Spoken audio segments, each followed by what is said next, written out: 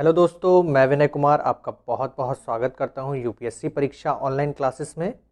दोस्तों, आज हम इस वीडियो में पढ़ने वाले हैं भारत की प्रमुख ऐतिहासिक लड़ाइयां।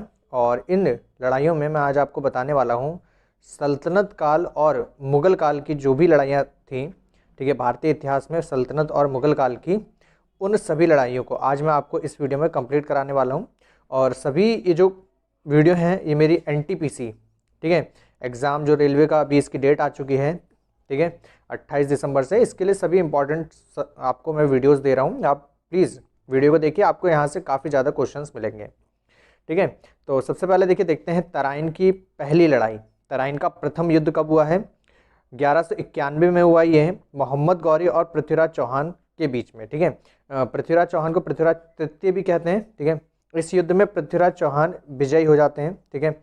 और इसके बाद एक दूसरी लड़ाई होती है, तराइन की दूसरी लड़ाई, मतलब मोहम्मद गौरी हार जाता है और दोबारा कहाँ आता है? इसी युद्ध में आता है 1192 में, और फिर से पृथ्वीराज चौहान के साथ लड़ाई करता है। और यहाँ पर इस बार होता क्या है, मोहम्मद गौरी जो होता है इस युद्ध में जीत जाता है। तो ये कुछ इस तरीके से दो लड़ाइयाँ थी, तराइन की पहली लड़ाई और तराइन की दूसरी लड़ाई, ठीक है।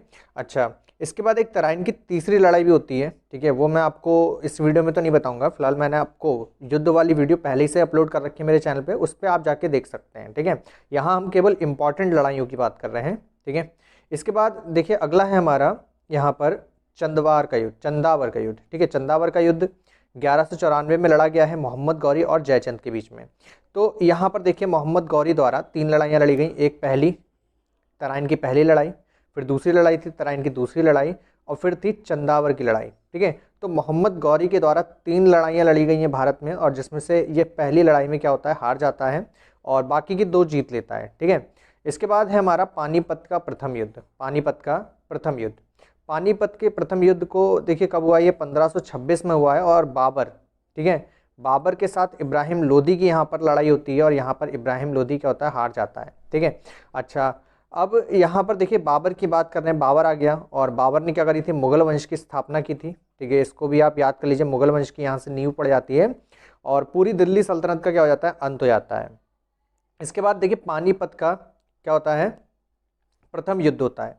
पानीपत का प्रथम युद्ध, अच्छा ये तो मैंने बता दिया। खानवा का युद्ध, इसके बाद खानवा का युद्ध होता है। खानवा का युद्ध 1527 में होता है, और यहाँ पर बाबर की लड़ाई होती है राणा सांगा के साथ। किसके साथ होती है? राणा सांगा के साथ। अब दोस्तों देखिए क्या होता है, बाबर के साथ राणा सांगा की यहाँ पर पहली लड़ाई नहीं थी, इससे पहले भी एक लड़ाई हो चुकी है, ठीक है। और वहाँ पर बाबर जो होता है बहुत बुरी तरीके से हार जाता है, ठीक है, और ये दोबारा होती है यहाँ पर लड़ाई, ठीक है। तो यहाँ पर देखिए, जब बाबर क्या होता है, भारत में आता है पानीपत की लड़ाई के समय में, तो इस लड़ाई से मतलब 1526 से भी पहले बाबर और राणा सांगा आपस में लड़ चुके होते हैं, और उस लड़ाई में बाबर जो होता है बुरी तरीके से हार जाता है। हालांकि ये सब बातें आपके एग्जाम के लिए नहीं है, ठीक है, और मैं अभी सिर्फ आपको एग्जाम वाइज इंपॉर्टेंट पढ़ाने वाला हूँ, ठीक है। तो देखिए, पानीपत की पहली लड़ाई 1526 में बाबर और इब्राहिम लोदी के बीच में हुई है। खानवा का युद्ध हुआ है 1527 में बाबर और राणा सांगा के बीच में। फिर होता है चंदेरी का युद्ध 1528 में बाबर और मेदिनी राय के बीच में। फिर चौथा लड़ाई जो होती है वो होती है घाघरा का युद्ध। घाघरा का युद्ध 1539 में बाबर और अफगान सेनाओं के बीच में होता है। और इन चारों लड़ाइयों में जो यहाँ पर लिखी गई है, देखिए बाबर और इब्राहिम लोदी में भी देखिए बाबर जीतता है, बाबर और राणा सांगा के बीच में भी बाबर जीतता है, बाबर और मेदिनी राय के बीच में भी बाबर जीतता है, और बाबर और अफगानों के बीच में भी बाबर जीतता है। मतलब ये कहा जाता है कि चारों लड़ाई यहाँ पर क्या हुई हैं, बाबर के द्वारा विजित हुई हैं, ठीक है। तो ये इस तरीके से आप इसको याद करिएगा।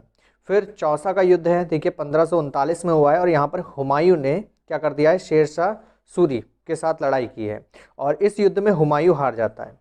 फिर इसके जस्ट 1 साल बाद 1540 में एक और लड़ाई होती है, बेलग्राम की लड़ाई, जिसमें हुमायूं और शेरशाह सूरी फिर से लड़ते हैं, और यहाँ पे भी देखिए कौन जीतता है, शेरशाह सूरी जीत जाता है, और हुमायूं क्या होता है, हार जाता है।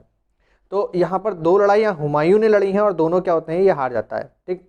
फिर है पानीपत की दूसरी लड़ाई। पानीपत की दूसरी लड़ाई 1556 में अकबर और हिमू के बीच में होती है। यहाँ पर अकबर विजित हो जाता है, ठीक है, अकबर विजित हो जाता है। और इसके बाद और भी लड़ाइयाँ लड़ी हैं अकबर ने, जिसमें देखिए यहाँ पर हुआ है, अब यहाँ पर हल्दी घाटी का युद्ध हो रहा है, और इस हल्दी घाटी का युद्ध कब हुआ है, 1576 में हुआ है। अकबर की सेना और महाराणा प्रताप के बीच में ये लड़ाई लड़ी गई है, अकबर की सेना और महाराणा प्रताप के बीच में। असीरगढ़ का युद्ध अकबर और दक्षिण भारत के मीरन बहादुर के बीच में लड़ाई लड़ी गई है और ये अकबर का अंतिम युद्ध था। तो इस तरीके से क्वेश्चन आता है कि अकबर का अंतिम युद्ध कौन सा था, तो कौन सा है, ये असीरगढ़ का युद्ध। ठीक है, फिर इसके बाद है करनाल का युद्ध, इसमें नादिर शाह मोहम्मद शाह, ठीक है, नादिर शाह और मोहम्मद शाह के बीच में लड़ाई हुई है। ठीक है, नादिर शाह और मोहम्मद शाह के बीच में।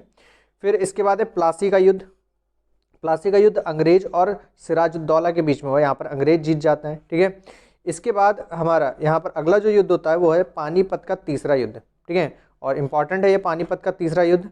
इस युद्ध में अहमद शाह अब्दाली और मराठाओं के बीच में क्या होती है, लड़ाई होती है, और यहाँ पर मराठा संघ जो होता है बहुत बुरी तरीके से हार जाता है। तो अहमद शाह अब्दाली यहाँ पर क्या होता है, विजित हो जाता है। फिर बक्सर का युद्ध है 1764, अंग्रेज एवं मीर कासिम की सेनाओं के बीच में लड़ाई होती है। तो यहाँ पर देखिए अंग्रेज एक तरफ थे और मीर कासिम, सिराजुद्दौला और शाह आलम द्वितीय की संयुक्त जो सेना थी ये लड़ाई कर रही थी, और इन सेनाओं में कौन जीतते हैं, अंग्रेज लोग जीत जाते हैं। तो ये इस तरीके से कुछ प्रमुख लड़ाइयाँ थी जो मैंने अपनी इस वीडियो में कंप्लीट कराई हैं। ठीक है, आपके एनटीपीसी के एग्जाम के लिए काफ़ी ज़्यादा इंपॉर्टेंट है। ठीक है, तो इसको करके जाइएगा। ठीक है, एक आध आपको जरूर मिलेगा। ठीक है, आज के लिए वीडियो इतना ही, कल मिलते हैं आपको नए वीडियो के साथ, तब तक के लिए धन्यवाद, बाय बाय।